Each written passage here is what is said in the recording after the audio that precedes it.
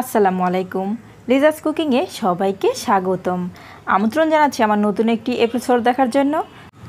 আজকে আমি তৈরি করব ভিন্ন স্বাদের চিকেন রেসিপি। আশা করি আমার আজকের রেসিপিটি আপনাদের কাছে ভীষণ ভালো লাগবে।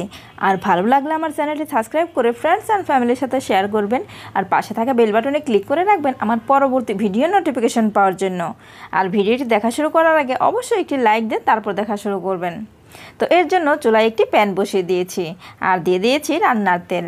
তেলটা একটু গরম হয়ে আসলে এখানে দিয়ে দিচ্ছি 2 টুকরো দারুচিনি, দিয়ে দিলাম একটি তেজপাতা মাঝখান থেকে চিড়ে, দিয়ে দিলাম 5-6টি এলাচ। এলাচগুলোকে অবশ্যই মুখটা ফাটিয়ে দিতে হবে। এবার এখানে অ্যাড করে দিলাম একটি স্টার মশলা, দিয়ে দিচ্ছি লবঙ্গ আর 10টি, জয়ত্রী দিয়ে দিলাম 2 টুকরা। এবার এখানে অ্যাড করে দিচ্ছি একটি বড় এলাচ, আর এলাচটাকেও একটু মুখটা ফাটিয়ে দিয়েছি, এতে করে খুব সুন্দর একটা ফ্লেভার বের হবে। এবার এই মশলাগুলোকে ভেজে নিতে হবে। যখন এই মশলা থেকে ফ্লেভার বের হবে ঠিক তখনই বুঝতে হবে এই মশলাগুলো খুব ভালোভাবে ভাজা হয়ে গিয়েছে। তো মশলাগুলো কিন্তু ভাজা হয়ে গিয়েছে। এবার এখানে অ্যাড করে দিচ্ছি 1 কাপ পরিমাণ পেঁয়াজ কুচি। পেঁয়াজ কুচিগুলো দিয়ে এবার একটু নেড়ে চেড়ে দিচ্ছি। এবার অ্যাড করে দিচ্ছি রসুন কুচি, আর রসুন কুচি আমি এখানে 4-5 কোয়া নিয়েছি। আপনারা আপনাদের চিকেনের পরিমাণ বুঝে এখানে রসুনটা অ্যাড করে দিবেন। আর অবশ্যই কিন্তু এখানে রসুনটা অ্যাড করে দিতে হবে।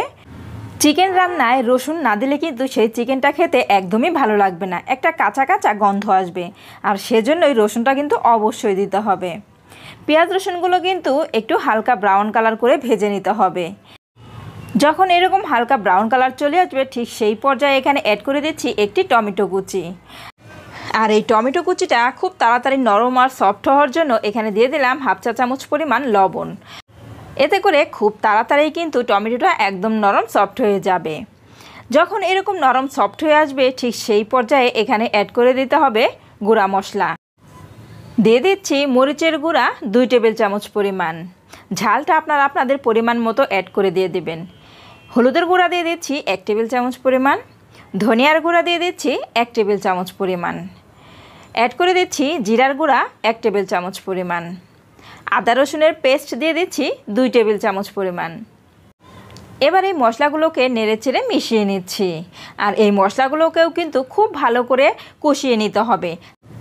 আর এই মশলাগুলোকে ভালো করে কষিয়ে নেওয়ার জন্য এই মশলার মধ্যে অ্যাড করে দিচ্ছি সামান্য একটু পানি।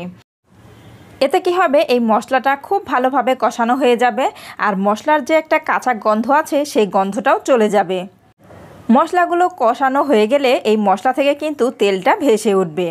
মশলা থেকে যখন তেলটা ছেড়ে দেবে ঠিক তখনই বুঝতে হবে মশলাগুলো কষানো হয়ে গিয়েছে। এই পর্যায়ে দিয়ে দিচ্ছি এখানে 1 চা চামচ পরিমাণ লবণ।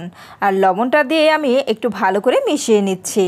আমার মশলা কিন্তু কষানো হয়ে গিয়েছে। এবার এখানে অ্যাড করে দিচ্ছি চিকেন। আর আমি এখানে দেশি চিকেন নিয়েছি। আপনারা চাইলে কিন্তু যে কোনো চিকেন দিয়েই এই রেসিপিটি তৈরি করতে পারেন। চিকেন দিয়ে আমি ভালো করে এই মশলার সঙ্গে নেড়েচেড়ে মিশিয়ে নিচ্ছি। আর দেশি চিকেন রান্নায় কিন্তু একটু সময় লাগে। আর এই চিকেনটা কিন্তু একটু ভালো করে কষিয়ে নিতে হবে, একটু সময় নিয়ে কষিয়ে নিতে হবে। এতে করে চিকেনটা কিন্তু নরম হয়ে যাবে। চিকেন রান্নার পরে যদি একটু শক্ত থাকে তাহলে কিন্তু সেই চিকেনটা বাচ্চারা খেতে চায় না।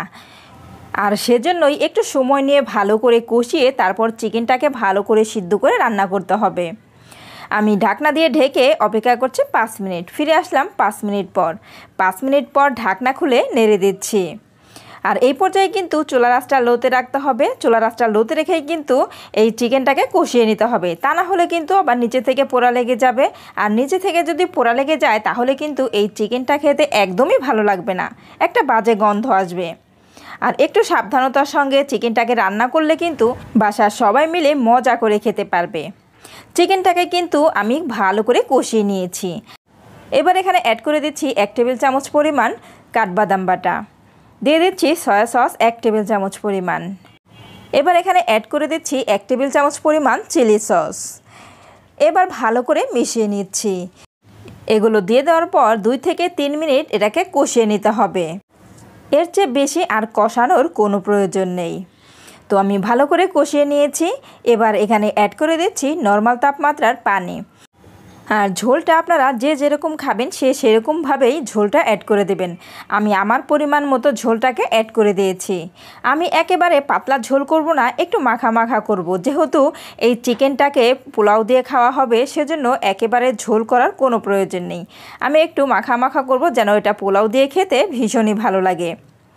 যারা ঈদের দিন কোরবানি করেন নাই তাদের জন্য কিন্তু আমার আজকের রেসিপিটি। তারা কিন্তু এইভাবে চিকেন রান্না করে মজা করে খেতে পারেন। তো আমার চিকেন থেকে ঝোলটা কিন্তু অনেকটা শুকিয়ে গিয়েছে আর ঝোলটা একদম কমে গিয়েছে।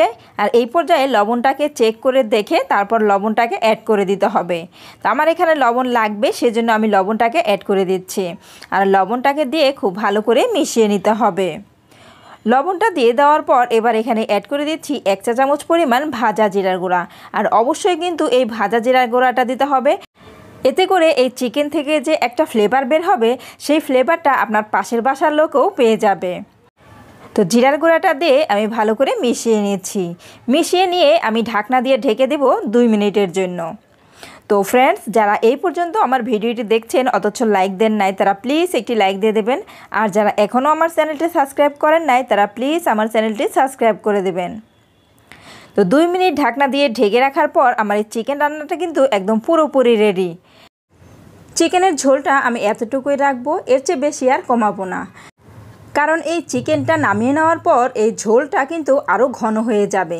সেজন্য আর এর চেয়ে বেশি কমানোর কোনো প্রয়োজন নেই। এবার চুলাটা অফ করে দিয়ে নামিয়ে সার্ভ করে দেখিয়ে দিচ্ছি। তো ফ্রেন্ডস, আমার আজকের রেসিপিটি আপনাদের কাছে কেমন লেগেছে অবশ্যই আমাকে কমেন্ট করে জানাবেন।